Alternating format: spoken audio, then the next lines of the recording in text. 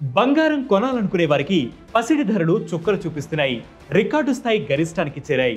ఢిల్లీలో 10 గ్రాముల 24 క్యారెట్ల బంగారం ధర 77,000 పైనే ఉంది. అసలు బంగారం ధరలు ఆకాశాన్ని అంటడానికి కారణం ఏంటి? ఈరోజు వెట్ న్యూస్ ఎక్స్ప్లెయిన్స్ లో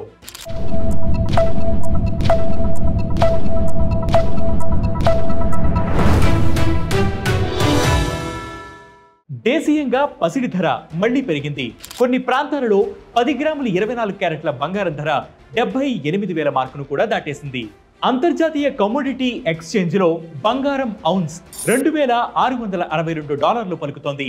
అయినప్పటికీ 2024 ఆగస్టులో భారత్ రికార్డు స్థాయిలో $10.1 బిలియన్ విలువ చేసే అంతర్జాతీయ కమోడిటీ ఎక్స్చేంజ్ లో బంగారం ఔన్స్ $2,662 పలుకుతోంది. సుమారు 140 టన్నుల బంగారం దిగుమతి చేసుకుంది. రిజర్వ్ బ్యాంక్ ఆఫ్ ఇండియా కూడా జూలై చివరి వారం నుంచి సెప్టెంబర్ మొదటి వారం వరకు 6 వారాల్లో దాదాపు 10.3 టన్నుల బంగారాన్ని కొనుగోలు చేసినట్లు ఏఎన్ఐ పేర్కొంది. ఈ 10.3 టన్నులతో కలిపి 2024లో సెంట్రల్ బ్యాంక్ మొత్తం 50 టన్నుల బంగారాన్ని కొనుగోలు చేసింది. దీంతో ఆర్బీఐ ఈ సంవత్సరం ప్రపంచంలోనే టాప్ గోల్డ్ బయర్స్ లో ఒకటిగా నిలిచింది. అయితే అంతర్జాతీయంగా పసిడికి డిమాండ్ పెరగడం బంగారం ధరలు పెరగడానికి కారణమని మార్కెట్ వర్గాలు విశ్లేషిస్తున్నాయి. డాలర్ విలువకు బంగారం ధరకు కూడా లింక్ ఉంటుంది. డాలర్ విలువ తగ్గినప్పుడు బంగారం చౌకగా లభిస్తుంది. దాంతో విదేశీ పెట్టుబడిదారులు దానిపై ఇన్వెస్ట్ చేస్తారు. ఈ క్రమంలో పసిడికి డిమాండ్ పెరిగి ధర కూడా పెరుగుతుంది. ప్రస్తుతం డాలర్ విలువ 14 నెలల కనిష్టానికి చేరింది. సో బంగారం ధరలు పెరగడానికి ఇది కూడా ఒక కారణమే. ద్రవ్యోల్బణం కట్టడికి ఇన్నాళ్లు వడ్డీ రేట్లు పెంచుకుంటూ వచ్చిన కేంద్ర బ్యాంకులు ఇప్పుడు వృద్ధికి ఊతమిచ్చేందుకు వడ్డీ రేట్లను తగ్గించడం ప్రారంభించాయి.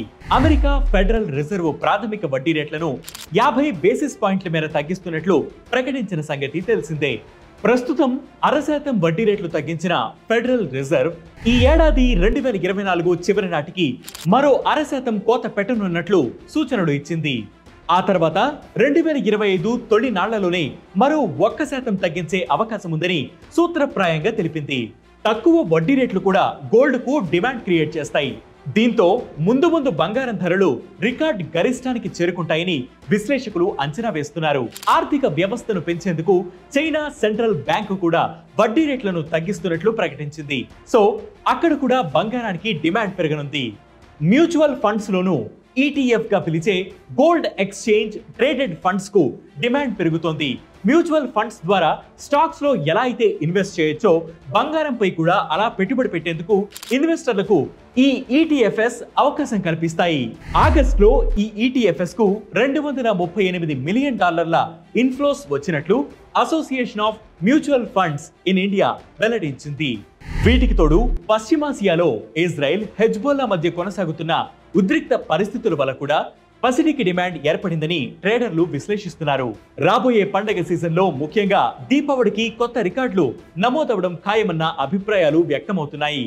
మరోవైపు స్టాక్ మార్కెట్లు ఆల్ టైమ్ హైలో ఉండడంతో మదుపరులు పెట్టుబడులను పసిడి వైపు తరలిస్తున్నారని, ఒకవేళ మార్కెట్ క్రాష్ అయితే బంగారం రేట్లు మరింత పెరిగే ఛాన్స్ ఉంటుందని అంచనాలు కూడా ఉన్నాయి.